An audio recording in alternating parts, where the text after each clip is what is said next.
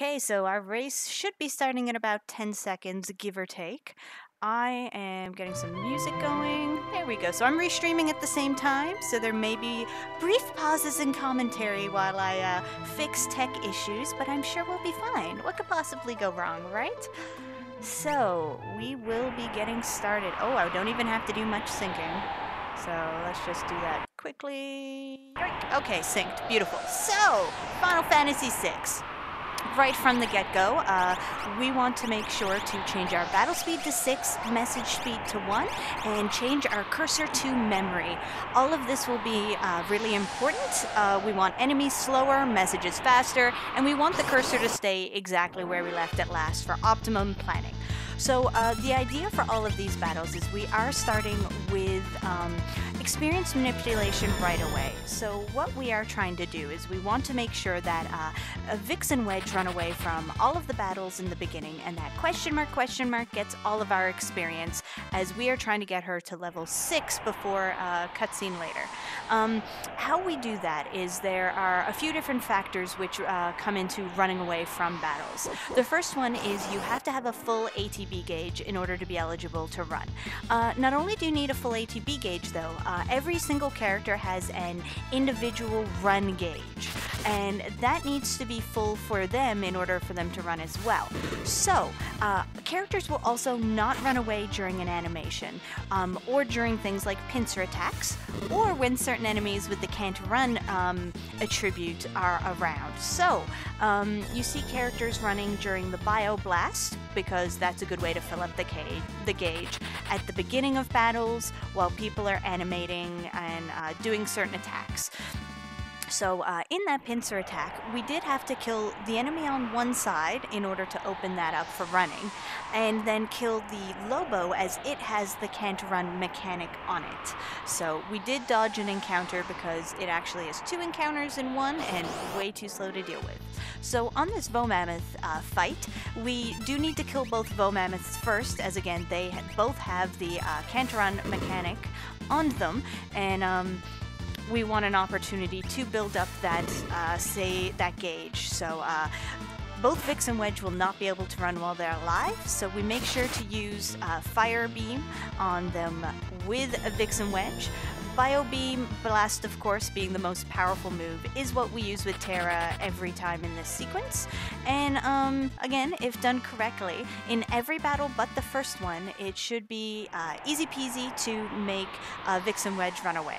In the very first battle, it is a little tiny bit ATB dependent, so there is a rare chance that you could do it perfectly and they still will not run away, but you can make up for it. However, if you're on step route, which both of these racers are, then you will actually miss out on that, and you won't be on it. But there are other benefits to being on step route, so we will definitely go over that. But it is time for the first boss battle of the game.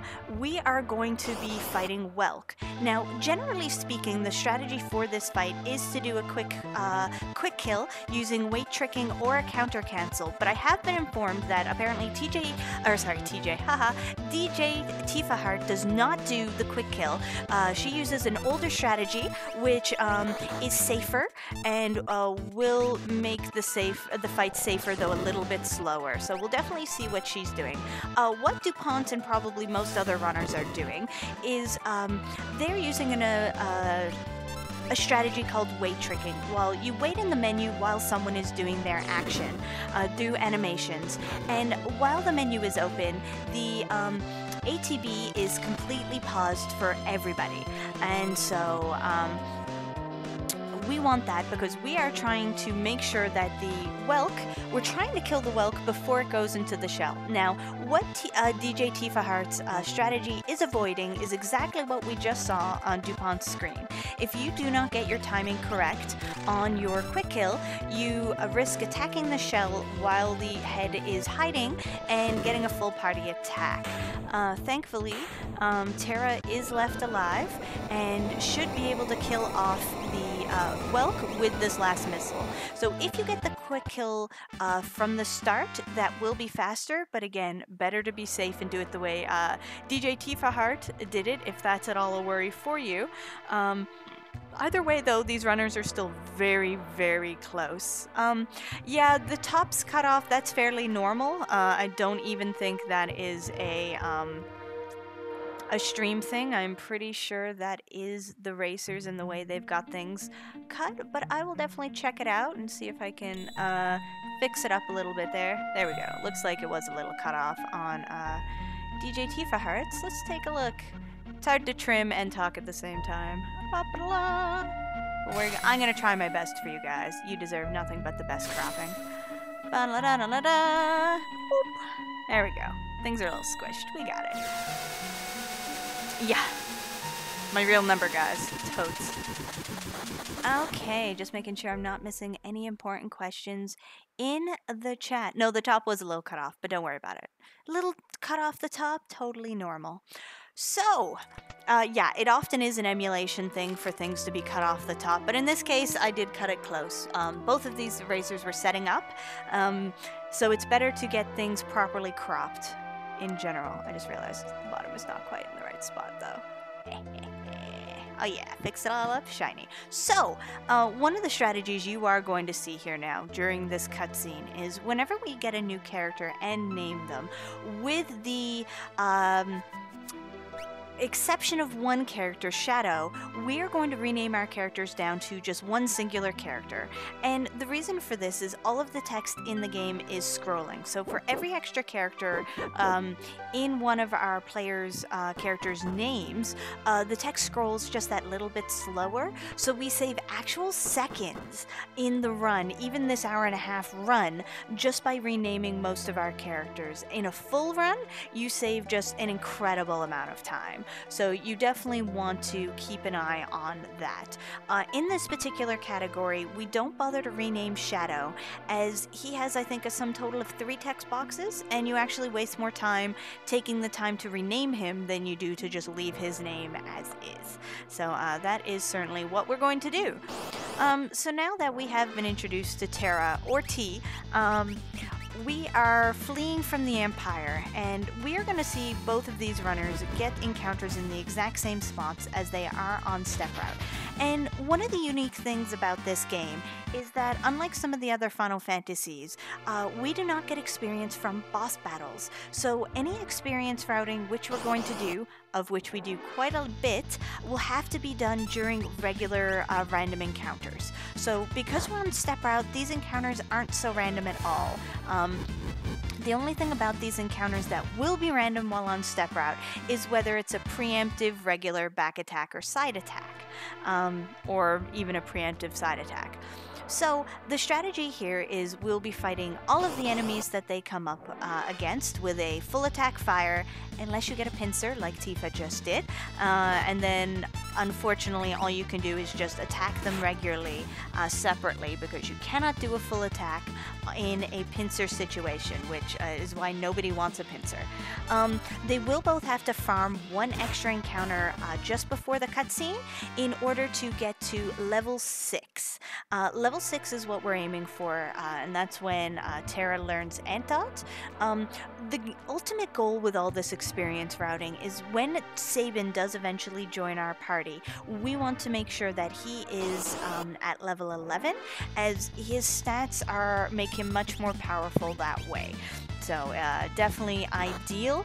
So in order to do that, though, to start the whole chain of experience of routing and level averaging, we do need to make sure Terra gets level 6. And again, by farming that encounter right there, you guarantee to get level 6, and then you progress onto your cutscene. So yes, this run is only an hour and a half, because we do just go until we fight Kefka at the Narshe fight. So as named, it is the Kefka at Narshe Tournament. So once Kefka does escape from that battle, that is when time is called. So the reasoning we only play the first part of the game is quite honestly because it's much more manageable for tournaments. It's a shorter race, a shorter run, and much easier to learn. The purpose of a lot of these tournaments is to get more people involved and interested in a lot of these different speed runs. And some of these runs, like Final Fantasy VI, I think the shortest full category that isn't a meme any percent category, we're talking about U52 death glitch, I think is 3 hours. So they are really, really long runs. So an hour and a half run is much more acceptable for learning and whatnot. Most games do have categories such as this. Final Fantasy IV does, Earthbound does. So they're really amazing intro categories to these games. So they work super well. Okay, let's see. So if you like my commentary and you love these runners, which you should because they're doing a good job, give everyone a follow. And if you're interested more in both picking up this run yourself or on the upcoming matches, I have linked all of that. Yeah, there are so many cutscenes in this game, and I believe that only gets worse in a full game category. So there's lots of little games and fun things that we just do as runners in the cutscenes, because sometimes even we get bored. We see them over and over and over. So yeah, I don't actually know what some of the other categories are for the other different games, but I know, again, many RPGs do have these intro categories. But we're doing Kefka and Narshe, so most of the strategies in this, I believe, are closest to no sketch, if there's a full run you want to pick up. We do use glitches, so it's not the same as glitchless, and we don't get as far as the sketch glitch, so it's probably similar to the beginning of that as well. I am in the tournament. I have done my race for this round, so I will be against somebody else in the 4th round, but I can tell you already, I will not be progressing. I'm a much better commentator than I am a racer.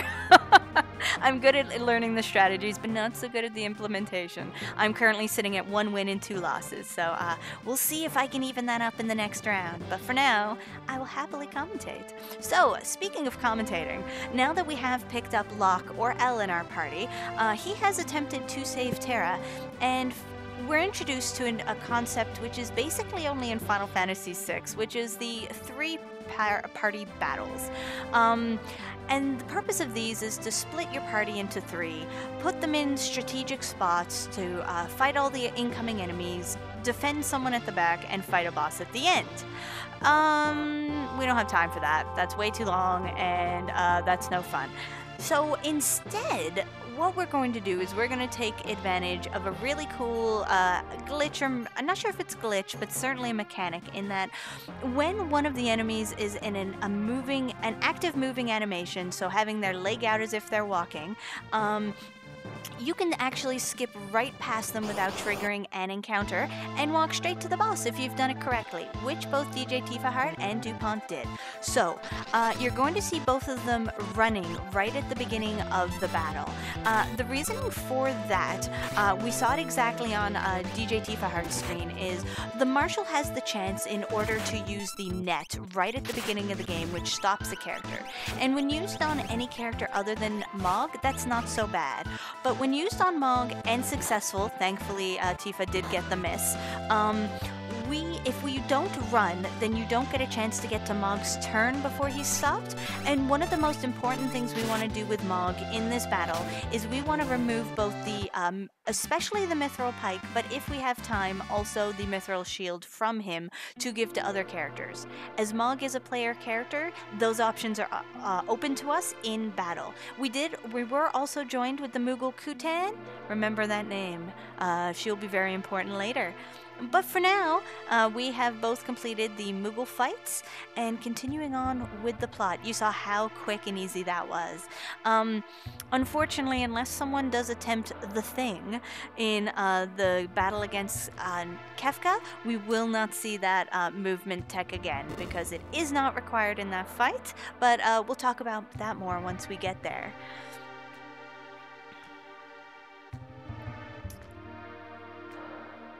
Yeah, things work different in the Steam category. I will also note though, we have had some people test out the Steam version to see if these glitches work, and I think all of the glitches, at least in the Kefka and Narshe run, still work.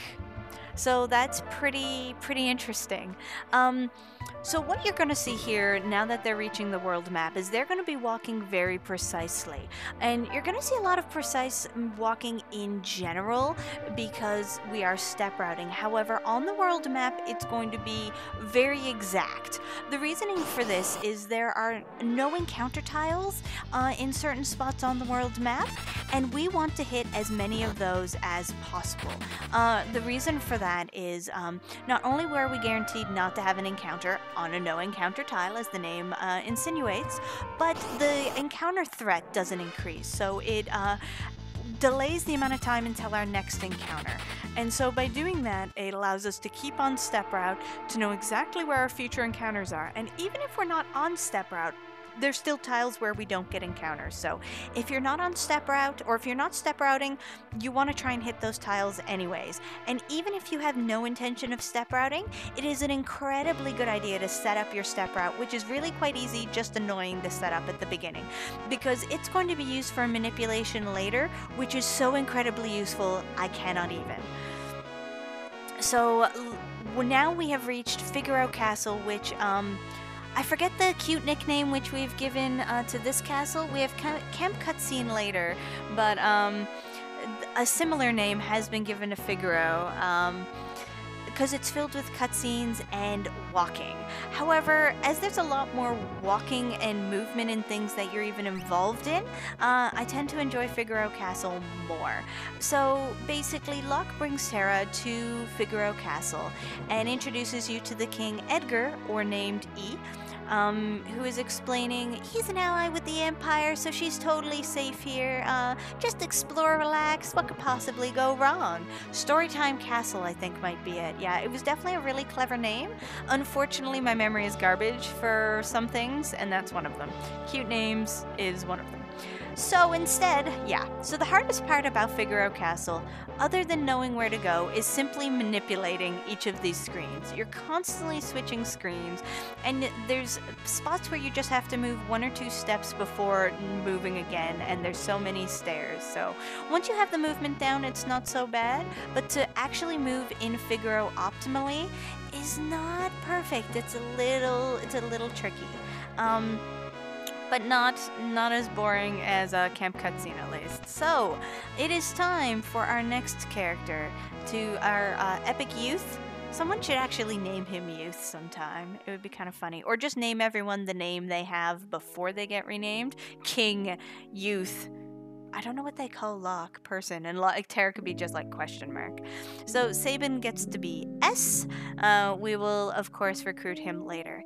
Another difficult thing about Figaro Castle is when you just sit and mash and chat to the matron, because she will just keep talking as long as you keep mashing at her. So one of the common movement techs in this game is to hold the direction you want to move once you're done talking. So immediately once the text is done, you will start moving, and you won't just continue mashing and talking to random NPCs. Okay, Chancellor, be a friend. The Chancellor is a friend to dup0nte. Let us see if the Chancellor is nice to djtifaheart. That Chancellor does not appear until after you've gotten the cutscene introducing Sabin, and generally speaking, he's really not too bad, but there are times where he just likes to sit in your way like a total jerk. Thankfully, he moving inoptimally in places where there are no encounters does not affect your step route, but it is a waste of time. So Tifa's little walk there in front of her little dance in front of Edgar did not throw her off step route. It just looked a little, took a bit of time. Yeah, I love that too. It's like, I wonder what he looks like now. And you're like, he looks exactly the same. So, dup0nte did not get it, but what you can do with these soldiers, he got it for one though, is if you mash frame perfectly, you can get both of those soldiers to stay facing the direction they were when they were talking to you, and you can get a staring contest going on. If you only get it with the first soldier, as dup0nte did, then you will, it will reset as soon as you talk to Kefka. If you only get it to the second soldier you talk to, then you can get one soldier longingly staring at the other. And if you get both of them, they'll just stare at each other while you talk to Kefka. It's pretty fabulous. djtifaheart not getting it either. So it is actually time-saving tech, because you do save frames, but it's more just because we're bored with the amount of cutscenes, and it's just totally fun to do. It's just like, did I get it? Did I get it? And they did not get it. But that's okay. We're totally cool.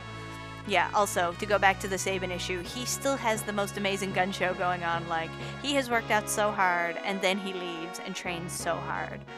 So it is pretty epic. So these Chocobo soldiers are one of the most annoying sets of NPCs if you don't move optimally, but so long as you move in the correct direction right away, they will actually never be in your way. It is purely, it's not even a frame thing, it's a timing thing. They will always move the exact same way. So as long as your timings are always correct, just in that screen alone, you'll always get in front of them. Yeah, there's no sand on anybody's boots yet. Shortly, though, there will definitely be some sand on boots. Actually, I am incorrect. We have already had sand on boots and sadness and tears. And because he had sand on his boots and he really didn't like Edgar's answers to his questions, Kefka got a little bit upset and set your entire castle on fire like a really big jerk. We've had questions in the past of how could a stone castle be on fire, but the optimal answer truly is magic. It's kind of Kefka's thing. So, yeah, he was not happy, so lit the castle on fire. So, thank you so much for the bits donation to RPG Limit Break. We do appreciate all donations and subscriptions to the channel. Yeah, Ted Woolsey did some pretty amazing translation work with some incredible lines, which we just cannot even. So Edgar, however, he has a plan. He is not worried about his castle because not only is he set up so him and his friends can escape on Chocobo, he has designed his castle to submerge under the sand. And you know what puts out fire really well? Sand. Even magical fire, thankfully. So the people of Figaro are totally okay, and Kefka is left out on the sand, so he has even more sand on his boots. So what we do have now, though, is a battle. So we're gonna just quickly switch our sound here, because that's always fun. And what's going on in this battle, for anyone familiar, is often there is a cutscene that we deal with here, but we are not going to use magic with Terra, so we are not going to get any magic cutscene, because it is 40 seconds long, even though it is amazing. So instead, we have the totally overpowered auto crossbow, which 2 attacks completely take out these Magitech armors, and they're toast. We just have Terra defend, and if you want, you can actually have lock steal. You might get a tonic, though I think you can also get a potion as the rare drop. Yeah, anywhere between, if you use magic in battle, anywhere between this Magitech armor battle and South Figaro, you will get that magic cutscene, and that's 40 seconds you cannot get back. So, if you have not played this game casually before, please watch that cutscene. It is truly fabulous. But speedrunning wise, unless someone is memeing for the joy of memeing and swag, you will never see that cutscene. So yeah, there are definitely definitely some cool official translations. Unfortunately, the way the language works between Japanese and English is there are just simply some nuances to the translation which are untranslatable. So I will happily enjoy my Woolsey translation. So pretty quickly we get given chocobos, and we are going to head directly to the next place, which is the cave on the way to South Figaro. And similar to when we had Terra, we are once again going to be fighting enemies in this cave. dup0nte is off his step route, I believe. I don't think you're supposed to get your first encounter until a step after the mandatory healing spring, but it's really not that bad. The key here, though, is to fight all of the enemies you come across with Edgar and the auto crossbow, queuing up afterwards both Locke and Terra in order to attack afterwards, because the auto crossbow can kill everything except for the Blearies in one shot. There is one damage value, which is 118, which the auto crossbow can do to those Blearies, which will not kill them. So, but again, if you have Locke and Terra queued up, you will lose very little time. That is an excellent question that you ask. The official world run speedrun of this category, which again, it's a meme category, so you don't really have an official world run. World record, but I believe it's a 124.04 done by, I think it was LCC or Lin in one of these races. On the board, it is FF9 Monk, or FF Monk 9, I believe is his name. Unfortunately, it was done with a SNES Classic, which has been proven to have less delay than the actual game, so is further banned from being used in these sort of tournaments. dup0nte, unfortunately, not getting the correct walking route on the world map. That South Figaro walking is the worst walking, in my opinion. It is really incredibly difficult. So, dup0nte making sure to talk to the relic vendor from the side, and bought 3 sets of sprint shoes, all of which are going to be used. You can buy only 2 sets, and but then you have to remember to manage them and take them off of Cyan at one point, so you have them later for Locke. Otherwise, you're going to have a slow time of it and you will lose time. So yeah, we have some real incredible runners in this category, any of which I have faith will further lower the world record. So everyone having enough money to get the what they need. So looks like djtifaheart is doing her equipping during the menu, since she has to be in the menu anyways. Not a bad plan. The usual strategy for that is there are battles here on Mount Colts where you have to run away from because they're just not worth the experience or the time you take killing them, such as these brawlers dup0nte is fighting. And so for that, that's a perfect time to equip the Mithril Pike on Edgar to give him higher damage, and the Mithril Blade, which he previously had, goes on to Locke to give him more damage. Purposely going out of the way to get the Atlas Armlet, which gets equipped on Edgar to increase all damage physical damage he does, both with regular attacks and also the auto crossbow, so making the overpowered auto crossbow even more overpowered. For this portion of the game, we're going to get equipment later, which is even better than the auto crossbow, but again, the Atlas Armlet does do well there. From what I understand, djtifaheart will be picking up the Atlas Armlet, but I don't know that she equips it immediately on... Let's see, no. So what happens is djtifaheart will be equipping the Atlas Armlet on Edgar, I believe, but will later be removing it for different optimal Kefka strats. So, because again, it increases the damage of whoever's it's equipped on. So yeah, Mount Colts, if you have not lost step route before then, is a very key place where you can lose step route. But if you are step routing at all, it's not too bad to lose it on Mount Colts, as you will be resetting it shortly thereafter. But being on Mount Colts step route is also a really great idea because we're continuing with our experience routing. And the reason for that is preferably by the time we reach the boss at the end of Mount Colts, we want Edgar, Locke, and Terra respectively to be at levels 10, 9, and 8.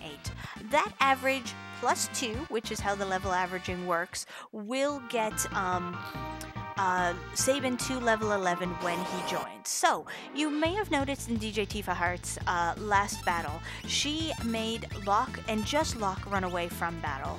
So, any of the 4 packs of enemies are perfect ones in order to make just Locke run away. And the reasoning on that is they want to Locke has a little bit more experience than the other 2, so in order to have optimal leveling and experience of routing, you want him to run away from at least one of the battles. And again, as mentioned earlier, anyone with a full ATB gauge and their hidden run gauge filled can run away. So by using Terra and Edgar in like sequentially the way they are or did, and then have buffering Locke's running away, it usually can ensure that he will run away from battle, but both Locke and Terra will stay. If you don't do that optimally, though, you can get either either Edgar or Terra to run away as well, which is bad. So yes, everyone should do 4 matches, whether they win or lose enough to progress. Everyone gets 4 matches. They can choose to forfeit or drop out before that. Not considered the best idea, but things come up, life happens. But everyone gets the opportunity to do 4 races. But you need to have either everyone with 4 wins and 0 losses is guaranteed to progress, and everyone with a 3 wins and 1 loss has the opportunity to progress. There are a couple of tiebreakers there to determine who in that will also progress. 16 total people will progress. As I have already lost 2 matches, I am guaranteed to not progress. So I'm definitely going to have some fun in my next match, whether I am guaranteed to win or lose. At that point, you just gotta have fun with your run, if you can't already. So if the experience routing goes correct on this spiral walk, you should have 4 separate of these double trillium fights, and you should only have to fight 2 of them, and either you pick 2 to run away from, depending on if you get any preemptives, or you just run away from the last 2, because you always save time if you're running away from preemptives. The bad thing about those trilliums is they do have an ability called Bane Touch, which will poison you, and you have to cure that because you're doing a lot of walking, and it's pretty bad damage-wise while you're walking. So, Vargas. Strategy here is you cannot attack Vargas until the bears are dead, and you want to get Vargas to a certain HP damage gate in order to progress the fight. So you're going to use fire with Terra, auto crossbow with Edgar, and you want to make sure that Locke goes last, and at that time you row him. The reason you want to delay to make sure he goes last is because you don't want to put him in the front row until at least one of the bears is dead to minimize the amount of potential damage he can receive, because being in the front makes you more squishy, and that's bad for, obvious reasons. But front row also means more damage from your character, and that's good. So yes, he is in the front row. dup0nte getting a critical from Locke, which is fabulous. Definitely what we want to have. Yes, there definitely have been Paladin percent runs this year. There was an entire Paladin tournament earlier this year between January and May. So there will not be another one of those until at least 2019 is my thought. It went on a very long time, but it was very, very fun. So once you do get Vargas to his HP damage gate, Sabin shows up, everyone gets blown away. So the first move that Vargas is going to do is cast Doomfist on Sabin.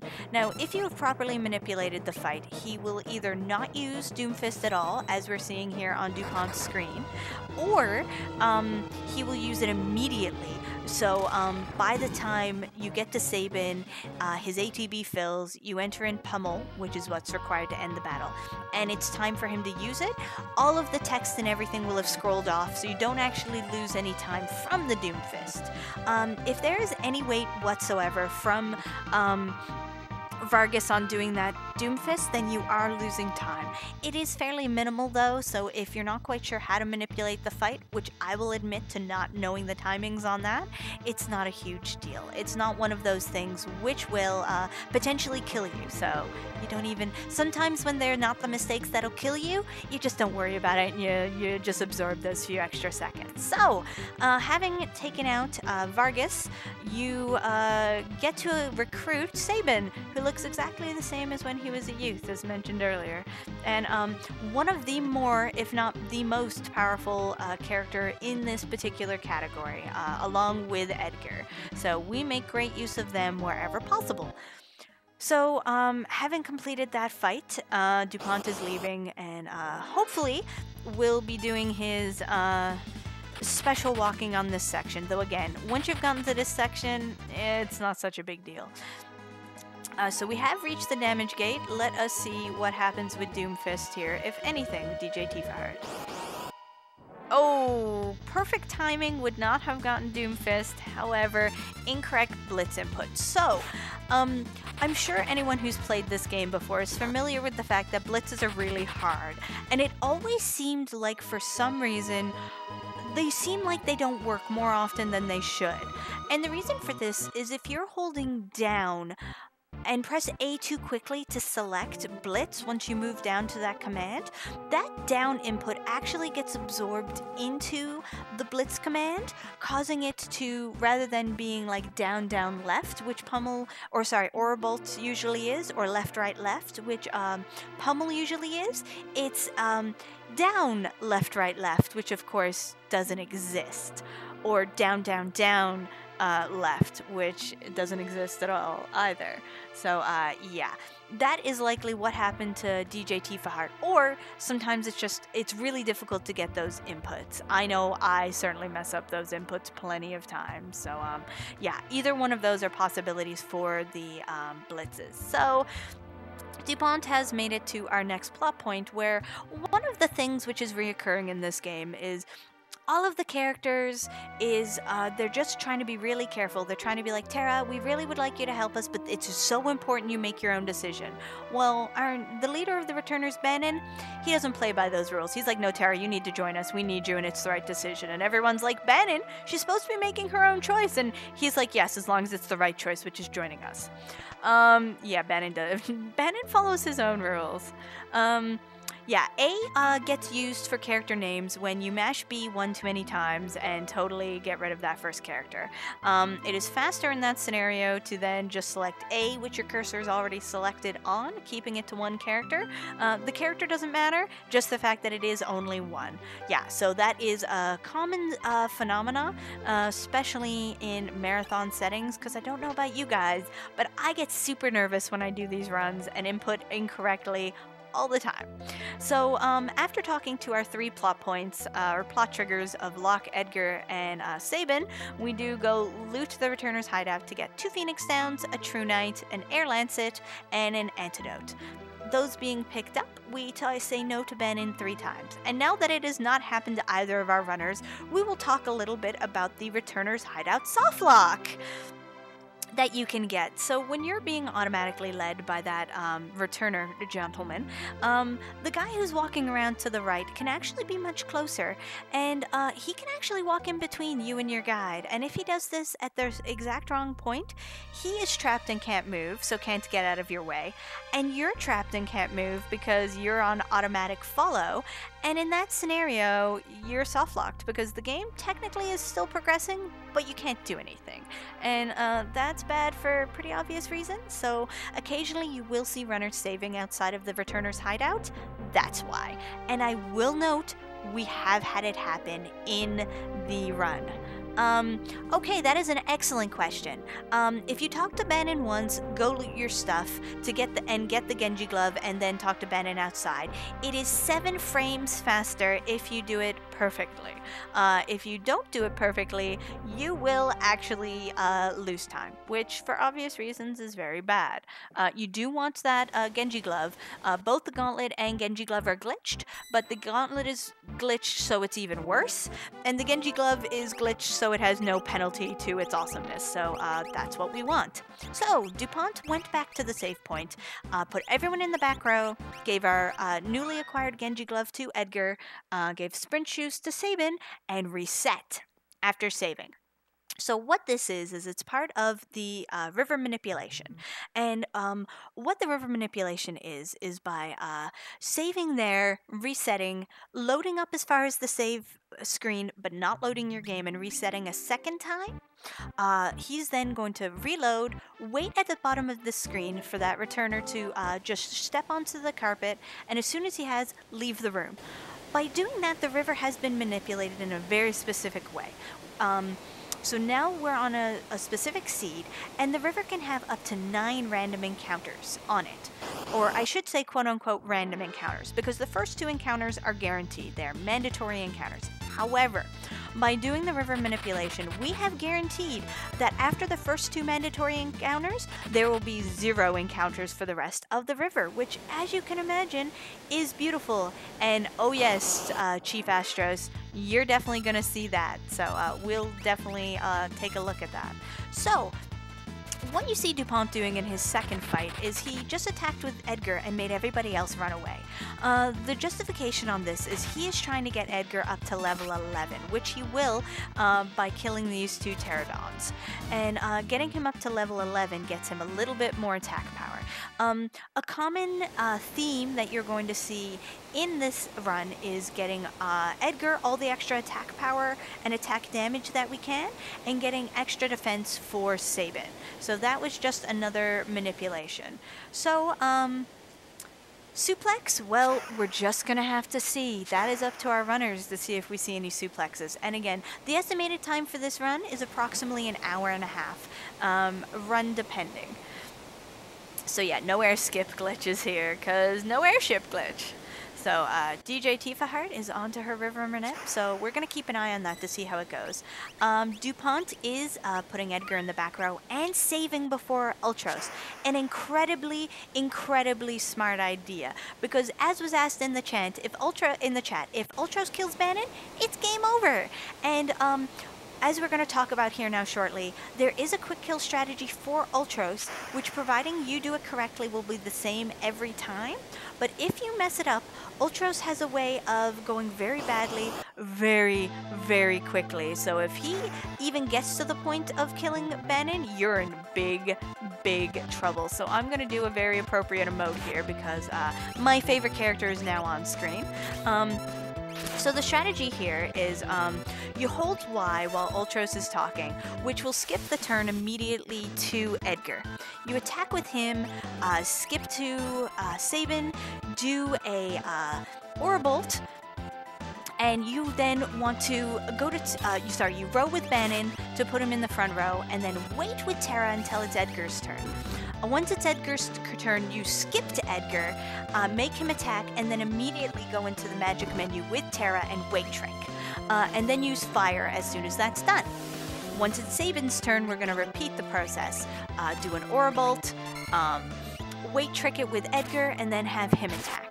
If that is done with the correct timing, you will never see the delicious morsel message, which we have seen with dup0nte. So this is very quickly degenerating, but we are going to see if he does manage to kill Ultros fast enough, which hopefully Ultros should die in this turn.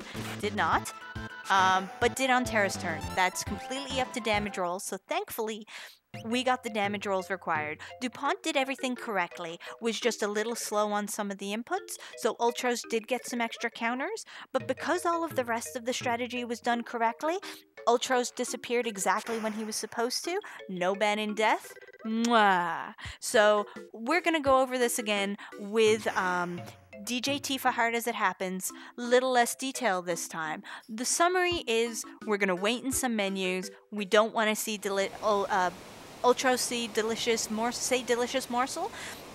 because that's where the counterattacks come. So just watch the potential beauty that is the Ultros fight and see what happens, while dup0nte does get started on Sabin's scenario. So, again, which he should not be renaming Shadow, which he's going to pick up. Yeah, Bannon is just a liability. So let us get some more Ultros, who is beautiful. We love him. He is the best. No one will take that away from me. So let's see how it goes while we get some Shadow recruiting. Ooh, incorrect blitz input. That is dangerous. Again, we're going to see what happens.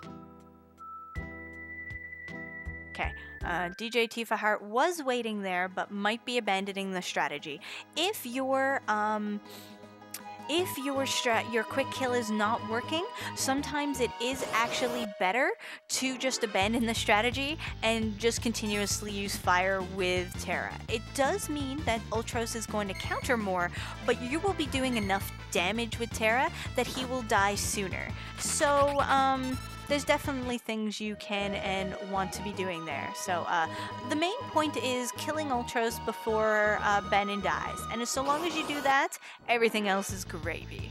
So let's see what happens here. dup0nte did get an unfortunate counter in the forest, which is what he should have been avoiding. He did not do the map walking correctly, so did not dodge that encounter. But there are worse things. He can fix his step route on the Phantom train once we get there. So we do have a dead Terra, but Ultros is down.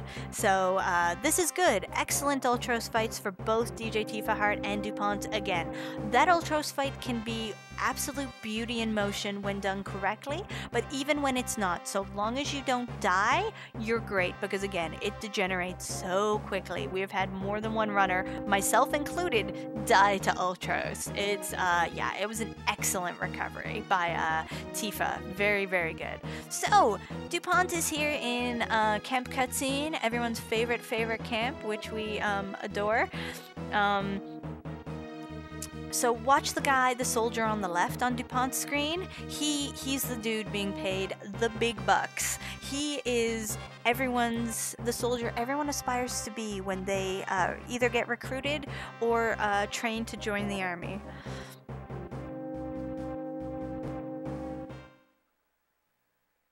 So, just kind of checking out what's happening. So, Tifa is talking to the merchant. I did not check whether so she's picking up some things for safety. Picking up an extra Phoenix down, which is not a bad idea. And also picking up some shuriken. Another place to pick up extra items, which is a little faster, is the second ghost in the second train car on the Phantom train is also a shop. And other than waiting for him to walk in front of you, he's really literally in your way almost always. So he's a little bit faster to buy things from. So on dup0nte's side, change the battle speed back to 1, making the enemies faster, and did put sprint shoes on Cyan. So we want Cyan to walk faster, but the reason we want the battle speed up fast is because the best way and the fastest and safest way to beat this leader is to use retort, which is a counterattack. So the only way to use a counterattack is to first be attacked. So we do speed up the enemy to make this quicker. You need to make sure to change it back to battle speed 6 before the next actual fight. There are going to be 2 fights with Kefka in between this, but in those 2 fights, Kefka is considered a player character, so is not actually affected speed-wise by battle speed. So anytime between when you get control again here now and fighting the fight after the 2 Kefka fights, you are safe to do all your menuing there. So whichever is better for you as a runner, you do that, but just again making sure to change it back before your next actual fight. Otherwise, your enemies are going to be much faster, and that is sadness. Infinite and total sadness. So yes, it's not that Cyan's a bad character, but there's just so many better characters than Cyan in basically every scenario. Here, we've got to use him, and even then, sometimes you're just like, Cyan, why? Why, please? So if you guys like General Leo, please feast your eyes. This is sadly the only time we are going to see him in this run. He is wonderful. We all love him, and he gets summoned away by the Emperor because he is a good soldier. And Kefka, being not a good person in any way, shape, or form, says, oh, Goody Two-Shoes is gone. We're poisoning everybody. And one of the other soldiers is like, but our guys are there too. And they're like, nope. No, we're poisoning them. I don't care about our guys as long as we kill their guys. Us overhearing them, of course, goes, Kefka, no, please. We gotta stop you. But as Kefka advises, does he look like a waiter? Give us your comments in the chat. Does he look like a waiter to you? And if so, what kind of waiter? Oh, I just saw something exciting. Oh yeah, I did. So, so again, after this second fight where Kefka runs away, once again remaining not a waiter. So we are going to strip Shadow of his gear, give him his sword back because we do like him to hit things, and we are going to equip, do an optimum on Sabin. What this does is, providing you haven't given it to someone else, it will equip that mithril shield, or providing you didn't take it, you actually took it from him. It will equip the mithril shield we stole from Mog, and also equip the ninja gear we just stole from Shadow, giving Sabin extra defense. We want him to be our super buff tank. So the strategy in this Templar grunt fight is regular attack the 2 grunts, throw the air lancet from the returner's hideout on one Templar, and use pummel on the other Templar. You can of course use any of the blitzes, but all of the blitzes will kill the Templar, especially Aurabolt and pummel. But Aurabolt is slow. It is slower than pummel, so in this case we really do want to use pummel on that particular gentleman. So sadly, Kefka got away, and in getting away, he is able to carry out himself his nefarious plot of poisoning the good people of Doma. So bad form, sir, bad form. So cut back to Cyan, noticing the water doesn't look quite right. And so everyone in Doma just taking a little nap. Don't worry about it. Even that fall from how many feet was that? Totally fine. He just wanted a nap on the ground. Stone's really hard on your back, guys. Not ideal napping position. So yeah, definitely a bad scene for everybody involved. Though it is this cutscene is the main reason why we make sure to give the sprint shoes to Cyan, because we do have 2 very short sections where we are in control of Cyan, and it does save a few seconds to have him running with the sprint shoes. So we do that until the game, of course, takes over and runs for us. And it turns out, even though we came to check on the king, he unfortunately has also been poisoned and is taking a more permanent than we would like nap. It is sadness and tears, and the king, showing that he must be at least a somewhat decent guy, even in his dying moments, remembers about Cyan's family and says, please go check on your family. And Cyan goes, okay, yeah, let's definitely do that. I'm a huge fan of my family, for obvious reasons. So, bad news bears, maybe the Aipu bears, in fact, the family has also drank the poison, so they are also taking a nap. And Cyan is incredibly distraught, as you would be in this sort of situation. His wife and child are both dead. So he flies off in an absolute rage. He's like, I can't even. Literally, everyone I know, the king I protect, my family, everyone I know in this kingdom, other than this one dude who we never, ever see again, has died. So he shows up at the Imperial camp in a rage, and your party decides, either because you're good people or because your cover is blown anyways, the whole camp is in a riot now, you're gonna help Cyan out. So in these battles, Cyan is on automatic. You control him not at all.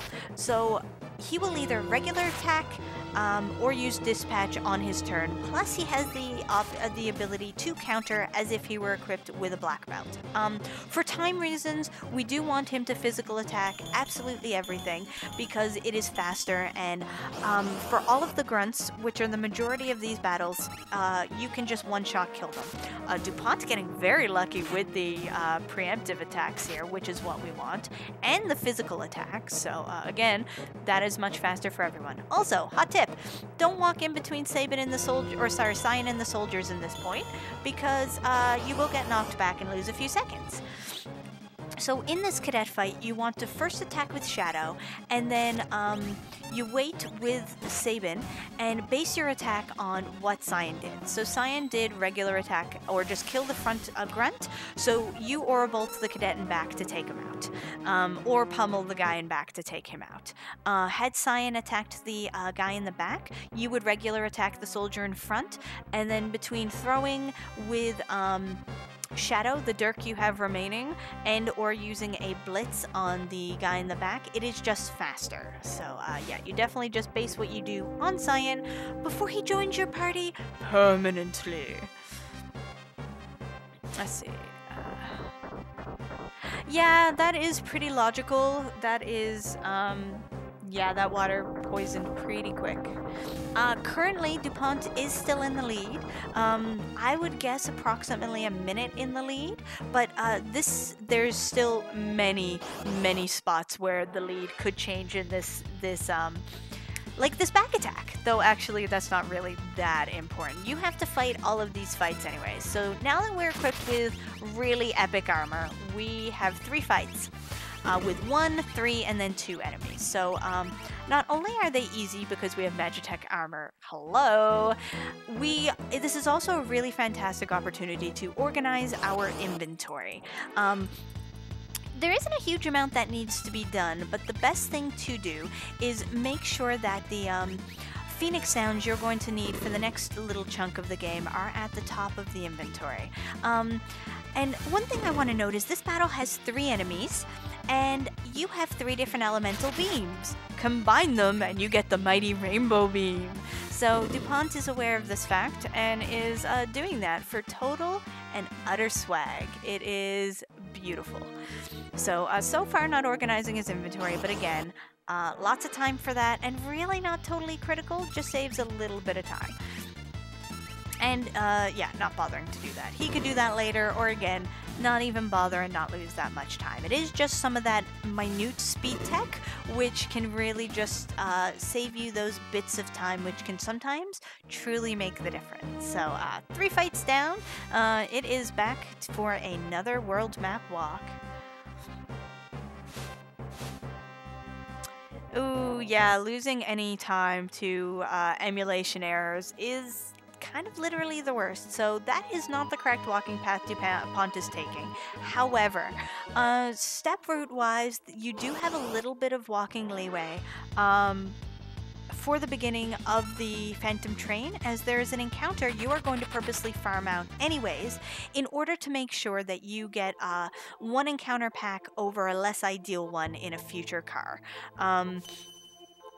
But after that car, you have to walk very precisely in the Phantom Train, or it has very real consequences. So we'll talk about that as it happens. But for right now, the point here is to run away from everything.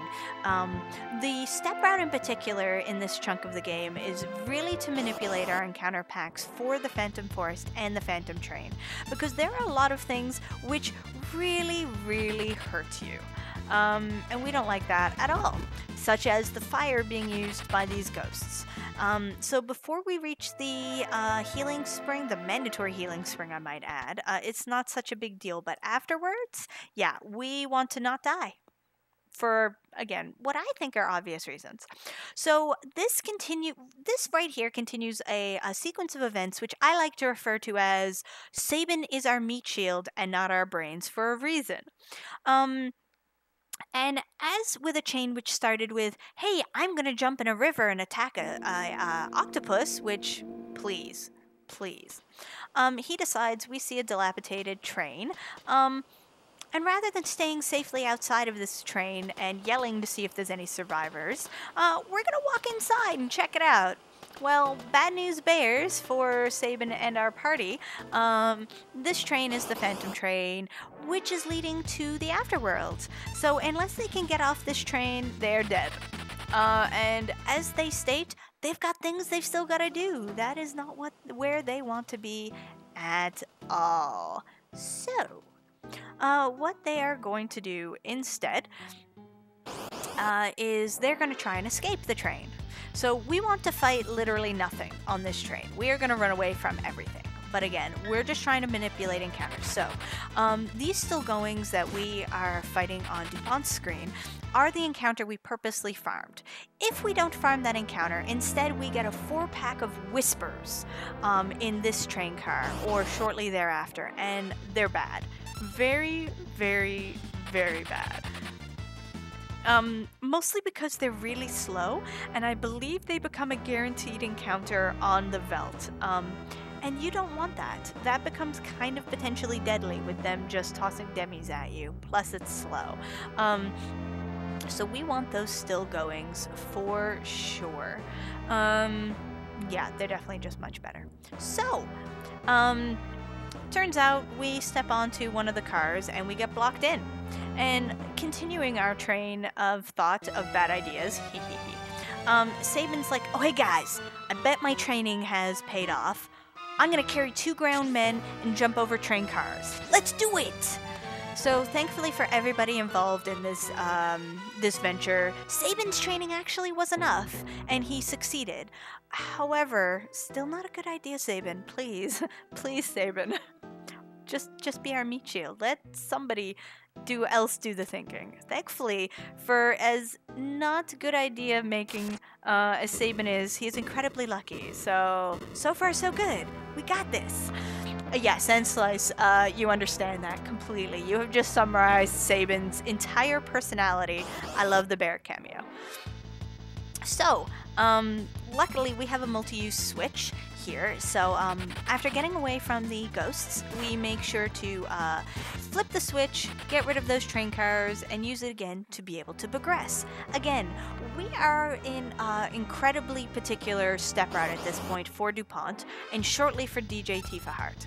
And what this is for is these bombs. We are going to get 4 encounters of a singular bomb.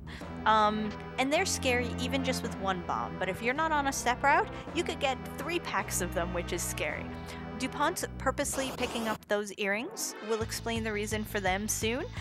Very important, or pretty important. Oh yeah, so we did get a single a single character blaze from one of the bombs, demonstrating for you why they are so scary and dangerous. Thankfully, if they were going to do it on anyone, we want it on Shadow because he's a little bit of safety here, not actually required. So the reason we want to make sure to stay on step route here is because if you go even a singular step off route at this point on the train, you are guaranteed to get an encounter pack of Grasshoppers, the last step before you go on to your next section of the game. And that becomes a guaranteed encounter on the Veldt. And these Grasshoppers actually have the potential to berserk you, which when you're trying to get Gao is very bad. So let's see what happens on this train. Okay, so using a wheel, which is definitely good. We want to see that. Yeah! dup0nte has got our back. He is memeing up this. He is continuing the meme train and suplexing our train. The actual strategy for this fight is we have an undead train and we have a phoenix down. Combine them and we have a dead undead train. We have a non-existing train, so the battle's over, which is beautiful. Doing some of his item organization there, which is a perfect time to do so. Doing the suplex is just so satisfying because there are plenty of enemies in this game which are actually programmed to be immune to the suplex, like floating enemies and such. For some reason, they didn't make a giant train, which is a boss immune though, so everyone got to do that. However, if you get evil tooted, which is one of the abilities that the train can do, every character will get a random status ailment, and if you don't input the blitz in time and get berserked, or get imped or confused, then you become either potentially or completely unable to suplex the train. I consider it, as long as you attempted to do it, even if it's not successful, to be a valid run. You have validated your run because you want to make sure, because it's the meme. You're suplexing a train. Come on, guys. Come on. So yeah, he did it. His train is valid. I always forgive people who are in danger of not finishing if they suplex. If you have, I don't care how awesome it is, if you have a choice between losing your run and memeing, please finish your run. Don't meme. Really, guys. So, and we have had that situation too in this, but even if you attempt or succeed, you get it. So dup0nte, absolutely, very beautifully successful. Yeah, there's nothing you can do if you get evil tooted. It is just life. So, but hey guys, we got one suplex. So, these earrings that djtifaheart is now picking up. The reasoning for those, and we're going to see dup0nte taking his mandatory wait time here, where the timer counts down even in the menu. We're going to equip them on Sabin. You're like, Sabin? He doesn't have any magic, right? But wrong. So, what happens is some of Sabin's blitzes, the Aura Bolt, which is incredibly powerful, included, are actually considered magic attacks. So by equipping earrings, which increase the magic attack, you increase the damage output of the Aura Bolt, and who doesn't like more damage? So equipping that and the True Knight on Sabin, and usually you leave your memory cursor on both Potion in the items menu and on the equip option. So, and right before, as long as you know you're not going to get any encounters on the world map, or once you have lost Sabin here now shortly, you unequip Cyan of all of his things and just give him the Ashura back. We'll see why now in a second. Now let's see what happens with djtifaheart. She got berserked before she even had a chance to get to the menu, so I'm going to consider this run valid. She did say if she was on PB pace she wasn't going to suplex. However, I think she was going to suplex there. Unfortunately, berserked before she could. That was an impossible situation. So yes, all it takes is one mistake or some bit of RNG for on dup0nte's side for Tifa to catch up. So this is still incredibly close. So, speaking of taking all of Cyan's armor off, we're going to kill him now because there are two really cool glitches which we are going to use right in this waterfall section in order to just beautifully manipulate this section. So the usual strategy is kill piranhas for a minute, boss shows up, kill boss, hope boss doesn't use super powerful move, get to the belt. That's too time consuming, we ain't got time for that. So what we're going to do instead is we're going to kill Cyan, and when he's resurrected, it has the property of breaking him and his retort. And what happens there?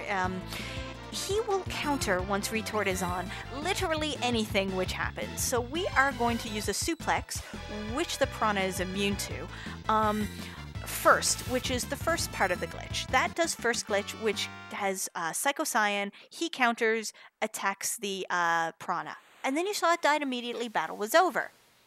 So what happened there is by using the blitz and the retort at the same time, it's considered a magic attack and a physical attack right away, which then killed the enemy, and the game just does not even know what to do with that. The game just goes, oh, I'm out. Just do whatever you want, and it just ends the battle. So no waiting a minute for the boss to show up, no potential devastating attack from the boss, which doesn't show up. Mwah, just beauty. So we are done the waterfall for dup0nte, and hopefully it goes as well for djtifaheart. So yeah, Serpent's Trench, yeah, we don't talk about that until after the Serpent Trench. I will not be the commentator which curses these guys. So we're gonna talk about the Veld, because who doesn't love us some Wild Boy Gao, who should have been renamed G, but I did not actually watch the renaming. So, first thing you want to do immediately after getting on the Veld is to use a potion on Cyan, as he still does not have, has only the minimal amount of HP left, and you're going to encounter some encounters here, some of which you're going to want to fight. So as you saw from that brawler, 40 HP is not deadly when you have full HP. 41 HP is insta-death if you only have 31. Even with True Knight on, it's just a waste of time. So, this Lobo and Guard encounter is one that is on step route. We fully expect it, so it is one of the only times we ever want a pincer attack. The reasoning for that is a pincer attack is an ineligible account for Gao, or Battle for Gao. You are guaranteed not to get Gao show up if you are in a pincer attack. So what happens there is, as it's a beginning of the game encounter, you can just regular attack with both Cyan and Sabin to quickly kill all of them and get out of the battle. So it is pretty great. So this Beaker and Scratch Cat, Stray Cat encounter is the one which was picked up by getting that extra encounter, or that encounter in the forest like dup0nte did earlier. So that can be a nasty encounter, but thankfully he got away. So dup0nte choosing to sell his black belt, which he picked up earlier, for extra money, that could save him some time later. We'll talk about that later. And picking up his one dried meat. We want that dried meat. And thank you, Twitch Pop Pop, for the Twitch Prime subscription. Us here at RPG Limit Break very much so appreciate it. Keeps us going. So, let's continue to see what's going on djtifaheart's screen while we are hunting for Gao. So Gao did not show up in the first encounter.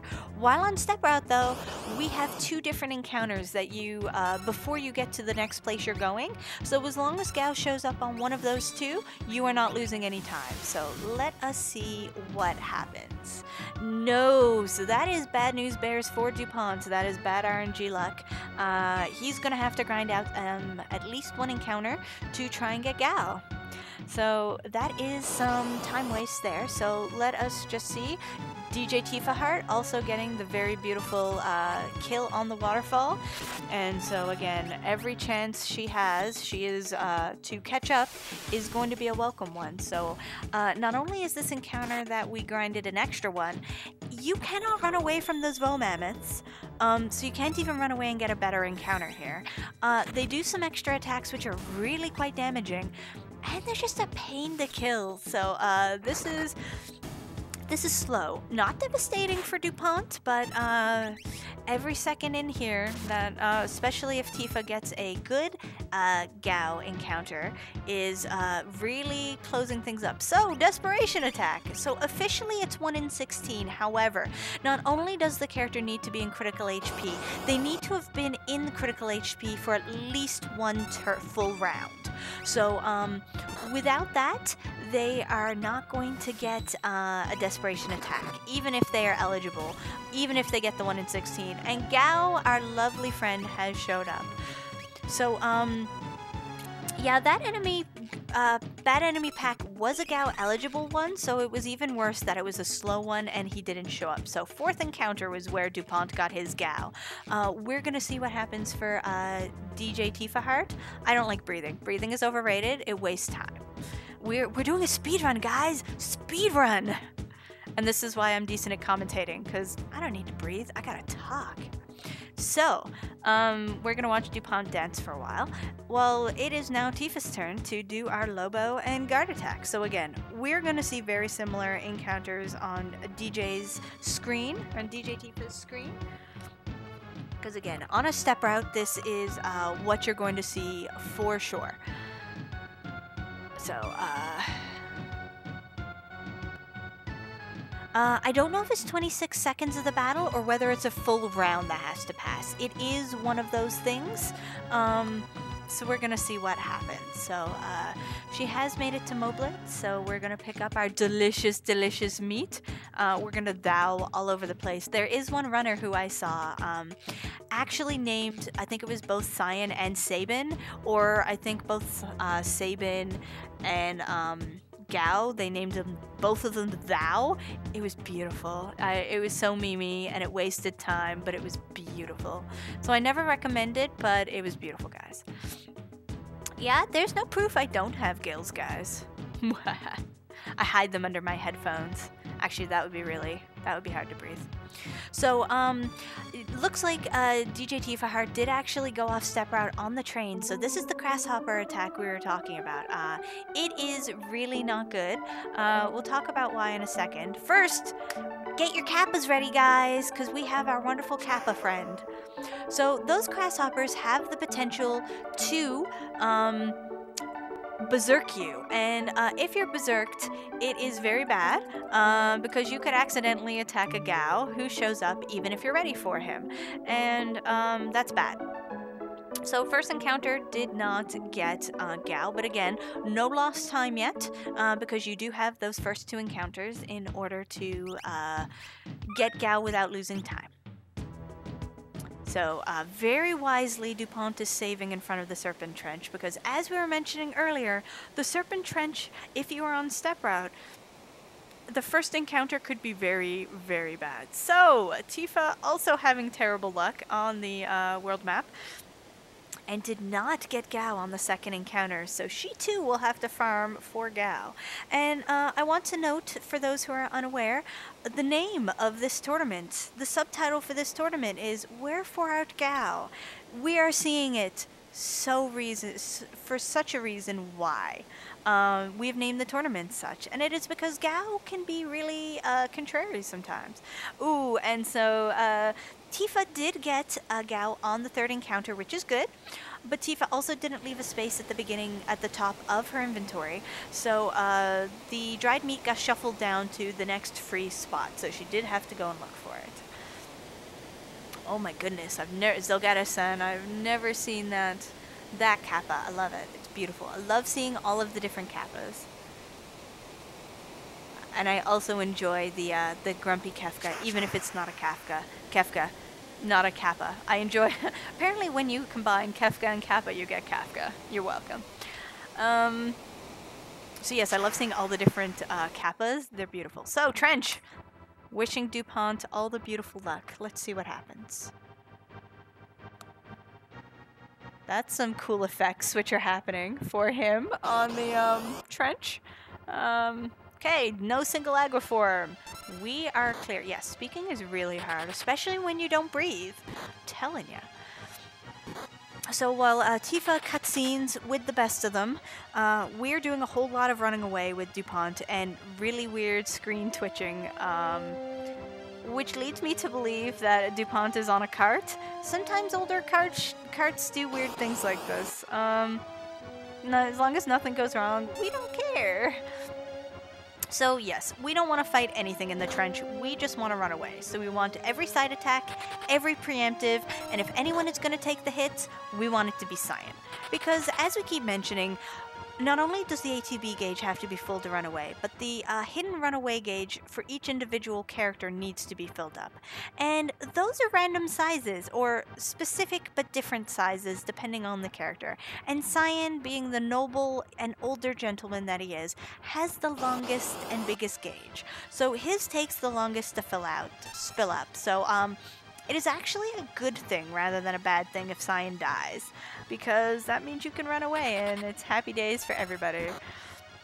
So say one last goodbye to our Kappa because he is leaving us.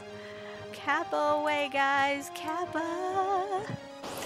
So that means Tifa will also be joining us in the trench here now shortly. Now, I want to note a 2 aggro-form encounter, especially if it is a preemptive, not a worry at all. It is only when you have a single aggro-form that you have a risk of them using Aqua Rake, which is so deadly. I just want to see here. Okay, Tifa also making sure to do a safety save in front of the trench. For anyone who is new to me commentating, I am a huge, giant proponent. I really believe in safety saving. Whether you safety save literally all over the place or just in a few key spots, that's your call. But at least do a couple in those key spots in a marathon setting, because there's a few places where no matter how good a runner you are, the run can simply go wrong. And one of those main spots, as far as I'm concerned, are in front of Ultros, in front of the trench, and just before you fight Kefka, because there is a lot of stuff you need to do if you die there, if you don't want to pick up, and there's just so much that can go wrong there. I don't even safety save in front of the returner's hideout, because so long as you're doing the same thing every time, including step route and movement and everything, you've manipulated how that gentleman moves, and he should not get in your way. That's going to hurt me sometime, and at that point I will start safety saving there always. But until then, but if when in doubt, safety save there, because you don't have a save before that point. So it is also a really good point. Now, what we're going to do here, interesting. So we have to do menuing here to put Locke in the back row, give him sprint shoes, and to equip him, because everything he has leaves the instant he leaves your party in the returner's hideout. So I have never seen the skip done that way, but it was beautiful. That was really nice to see. So what happened there is you wait until the guard is almost in front of you. Usually you're on the side of the guard. And you go into your menu, and you start pressing right, or in this case up, right before you leave the menu, and it will buffer your input so you walk through the guard if you do it at the right time. So yes, you literally walk through the guard. This is also a strategy which can be used on the Phantom Train for the ghosts which walk up and down and are in your way if you don't want to lose step route. So we don't have to do any of the scenario. We don't get any mystery characters. We don't name said mystery characters, and we progress straight into South Figaro Cave. We are going to go off. We're not going to go completely backwards through the cave, though. We're going to go a little off route and pick up a chest which we did not get before, which will now, with the time we have waited, contain a new item. The one that we are going to use to wonderful effect. You guys, please debate the name of the mystery character for me. Tell me what her name is. I'm not sure I quite remember it correctly.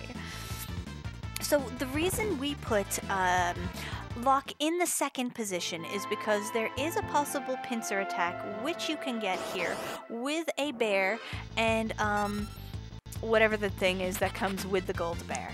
I think it's the Sandray Thinger. Yes, Thinger is a word. Please look it up. It's in the Natara official lexicon.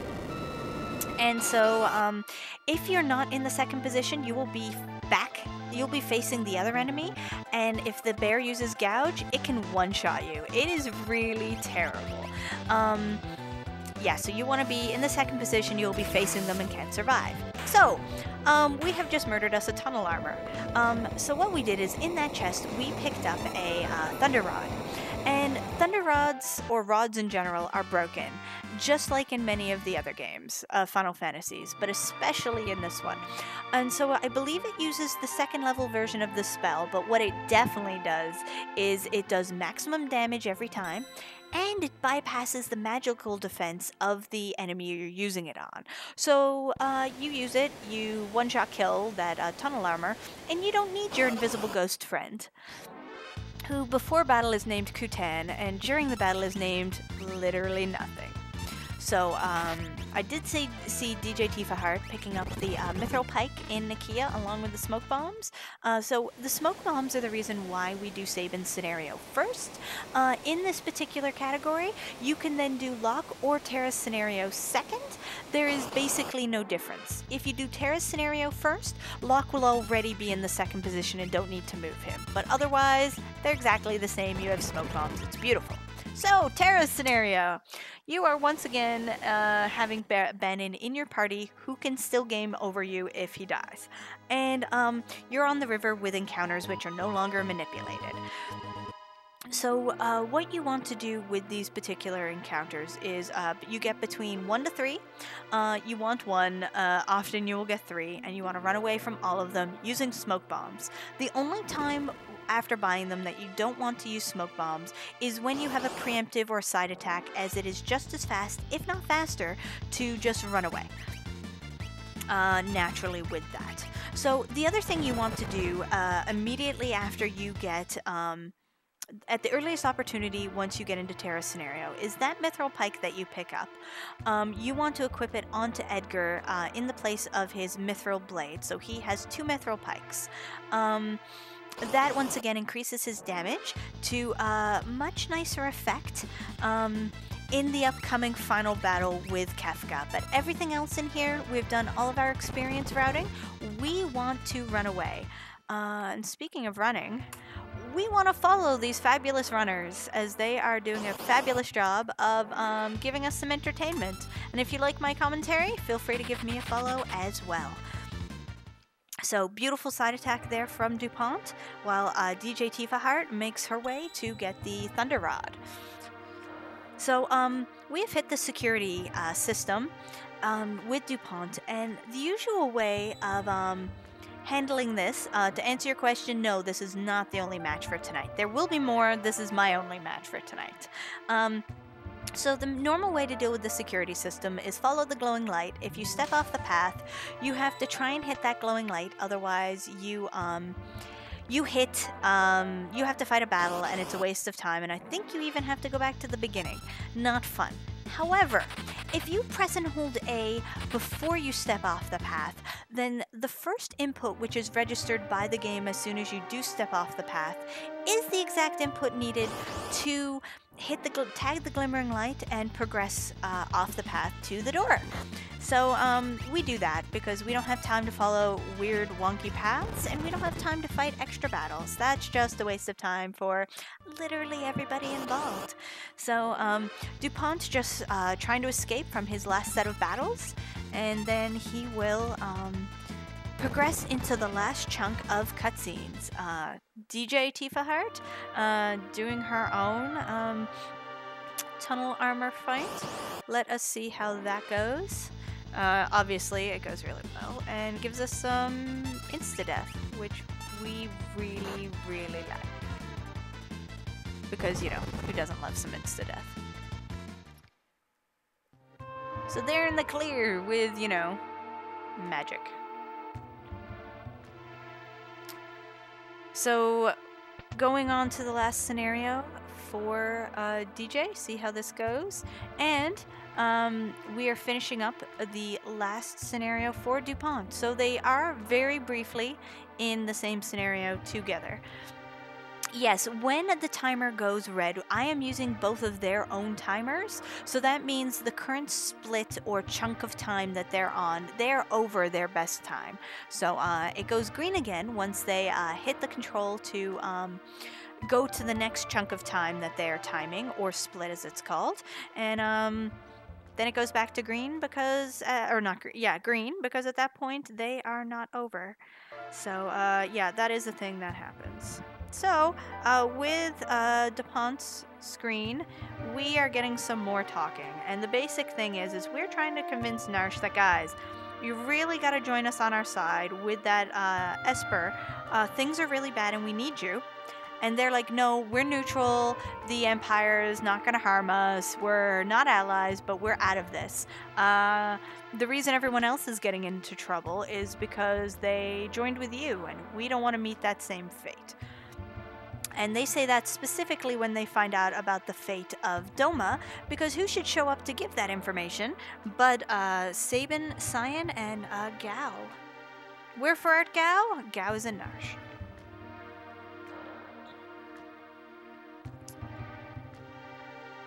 Yeah, exactly. So as stated in chat, Locke is a single person and is fast, so he actually has the shortest runaway bar of all characters. So if you do want someone or need someone to run away on the fly, Locke is that person. So you've got 3 people, and you know who's got an even slower runaway bar than Cyan? It's Benin! So yeah, that's not so great.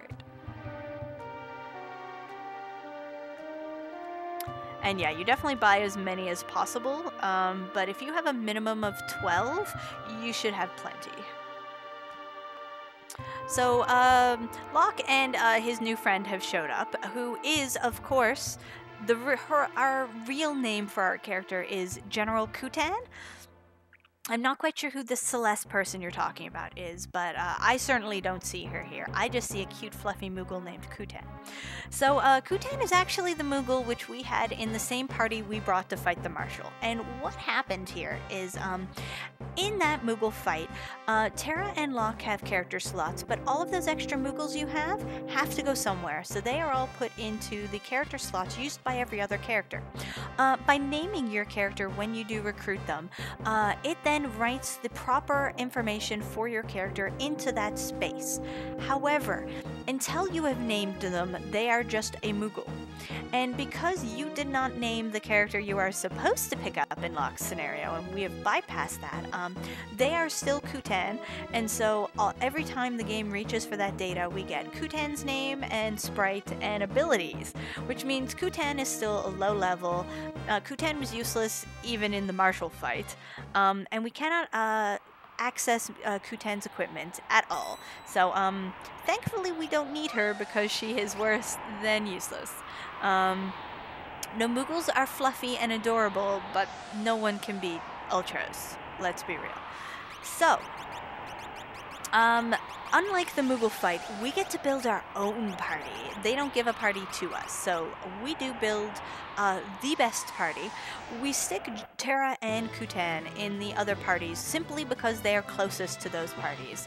And we want to put Sabin, Cyan, Edgar, and Gao in the main party as they are our most powerful people, bar none. Locke could be powerful in the same way that Edgar is, but Edgar is used to much better effect with the equipment, so it just wastes time. dup0nte going for the swag. So, in case you didn't know, if you can talk to the characters at the front, and until you press A, that text box will not go away. And there is literally no reason to press A until you get to Kefka. So, you can wander through this entire section with a text box up. It's pretty cool swag. Yeah, that's the real reason Ultros is my favorite. So you can walk all the way down. Okay, good. That was really close timing. If you time it correctly, you fight nothing, you dodge through the waves, skip the rider, and jump right to Kefka. Now, Kefka is absolutely terrifying. I cannot even how dangerous Kefka can be, because if on his third turn he gets an attack, then he has the potential to do Ice 2. Which we don't want. And if he does do Ice 2, we want him to do it on a single target. So we want to use a gratuitous use of weight tricking in order to ensure Kefka never sees that third turn. If so, we regular attack with Edgar, dispatch with Cyan, or a bolt with Sabin, and either Exosight or Hornet with Gao. I personally use Hornet and find it extraordinarily effective. So this is an excellent. That was a really, really good Kefka fight. And dup0nte is officially done. His official SRL time is 1:29:25. So congratulations to dup0nte on that. That was an excellent, excellent run. So let us get his time up in there.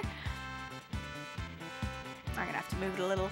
Oh god, moving the wrong things, abort. Okay, we're not moving it because I moved the screen instead, and transitioning means I break it. Oh, I'm gonna break it anyways, I just realized. So, that was a GG for that. Oops, wrong, open something. You both had bad Gao. His was worse. So yeah, it was not good whatsoever. So let us see how djtifaheart does on that. I will note that dup0nte did save before Kefka. Very, very smart. Because again, if you get that Ice 2, you just sit and cry. Basically forever. Because it is very bad. I was like, no. Okay, cool. I'll transition it now. I fixed it. Oh, I didn't fix it enough. I've ruined everything. No, wrong way. Just so you know, guys, doing the restream and commentary at the same time, it's a lot of brain power. So, yeah, we definitely do not want Ice 2. It is so bad. We don't want turn 2 at all, but if we're going to get turn 2, we either want Night Ice 2 or a single person Ice 2, because let me tell you, in this tournament alone, we have had so many people lose who were in the lead because of Ice 2. It is absolutely deadly. So, not good at all. Tifa being extraordinarily safe, saving there. I love it. I absolutely love the safety saving. So, let's see how she does. I have faith that this is going to be also really good, but we'll definitely see.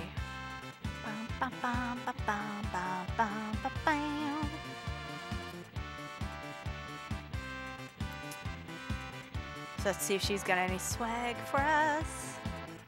So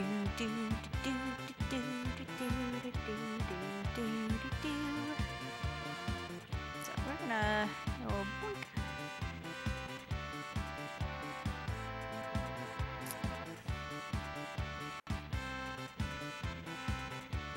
So yes, this race is beginning of the game until Kefka. So actually, we're gonna swap the sound here because we want this sound.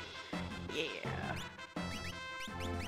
So Tifa, since she's got to sit there and wait anyways, is doing a little bit of menuing. And what she is doing is she's putting the Atlas Armlet onto Cyan to increase his damage instead. So I don't actually know the stats on that as to whether that does more damage than having it on Edgar with his 2 blades attacking. Someone else can let me know whether that's the case. I did know in advance she was doing it, but again, I do not know whether it's a faster strategy or not. So, dodging all the enemies, beautifully dodging everyone. So let's see how her fight goes.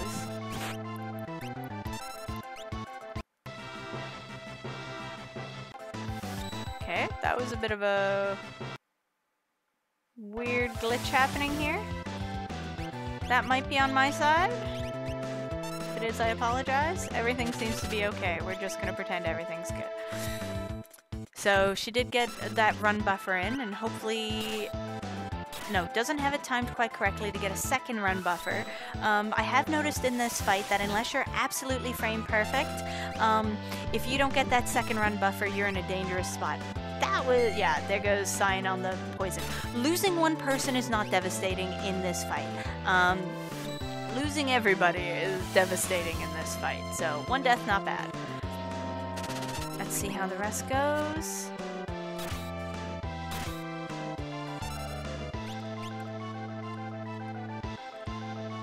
Okay, she has also completed with official SRL time of 1:33:40. So congratulations to both dup0nte and djtifaheart on their runs. Really excellent runs from both of them, and a really good chance to see different strategies that can be used in all of these different runs. So, yeah, great time for everyone. So, we have more races tonight, like asked. So, let me give you the rundown. In fact, we have quite a few more races happening this evening. So, we have a, looks like a single race happening at 7 o'clock at, also here on RPG Limit Break. It is going to be, Rebarbalut versus Lil Sharky, which is going to be excellent. That should be a fun run. At 8:30, we do have a double header between dup0nte Silverfry and Gearless Robot and Curizy that will be on Riku Player's stream, and I do believe that's because there will be no commentary. So if any of our commentators are currently listening to this and are interested in commentating that run, that will give it the opportunity to be on RPG Limit Break. So, good opportunity for some commentary. And lastly, at